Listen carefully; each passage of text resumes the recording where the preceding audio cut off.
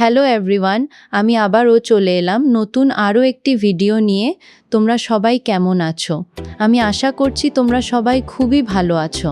আজকের ভিডিওটা একটু স্পেশাল হতে চলেছে ঠিকই, কিন্তু শুরুতেই আমার সাথে এমনটা হবে কখনোই ভাবিনি। যাই হোক, ভিডিওটা শুরু করি, বাকি কথা ভিডিওতেই বলছি।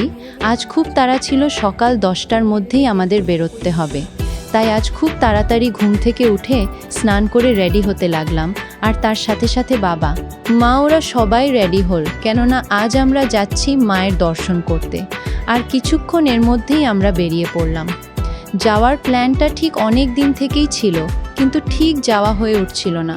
আর ফাইনালি মায়ের কৃপা দৃষ্টিতে আমাদের প্ল্যান সাকসেস হয়, আর আমরা যেতে পারি মায়ের দর্শনে।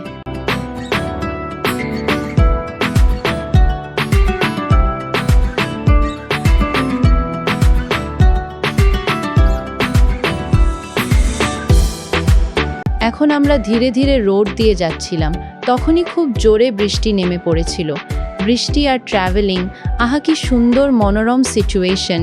যেন মা চাইছেন আমরা যেন খুব শান্তিতে তার কাছে পৌঁছে যাই, কারণ বর্তমানে গরমে যা বেহাল অবস্থা।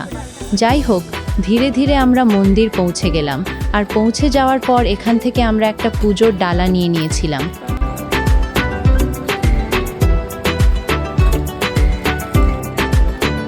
দেখা মন্দিরটা কত সুন্দর, মন্দিরটা কিন্তু একটু উঁচুতে অবস্থিত, তাই সিঁড়ির সংখ্যাও বেশি।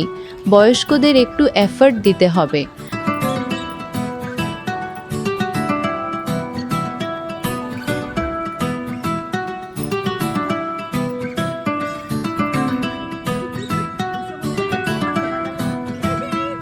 আস্তে আস্তে আমাদের পুজো দেওয়া কমপ্লিট। মন্দির এর ওপরের বা মায়ের কোনো ক্লিপ দিতে পারলাম না, কারণ এখানে ফটো আর ভিডিও করা নিষেধ। এর কারণটা তোমরা এখানে আসলে জানতে পারবে। লোকেশনটা হলো মাকড়াপাড়া কালী মন্দির, মাকড়াপাড়া, আলিপুরজোয়ার। মায়ের মন্দিরটা যতটা সুন্দর, ঠিক ততটাই সুন্দর মন্দিরের চারপাশের পরিবেশটা। মা যেন তার অপার সৌন্দর্যে চারিদিকটা মেলে ধরেছে। খানিকক্ষণ চারপাশের পরিবেশটা দেখার পর আমরা আবার গাড়িতে উঠে পড়লাম। এই মন্দির থেকে তারপর আমরা চলে যাই আরও একটি মন্দির। সেই মন্দিরে যাওয়ার পথেই আমাদের দেখা হয়ে গেল গজরাজের সাথে। কিছুক্ষণ দাঁড়ানোর পর আমরা দ্বিতীয় মন্দিরের উদ্দেশ্য রওনা দিলাম, আর আমরা কিছুক্ষণেই পৌঁছে গেলাম সেই মন্দিরে। এই মন্দির একেবারে তোরসা নদীর তীরেই বিরাজমান। বর্ষায় এই নদীর স্রোত অনেকটাই বেশি। যাই হোক, তারপর সেখান থেকে আমরা চলে যাই হোটেলে, কারণ অনেকটা সকালে বার হয়েছিলাম।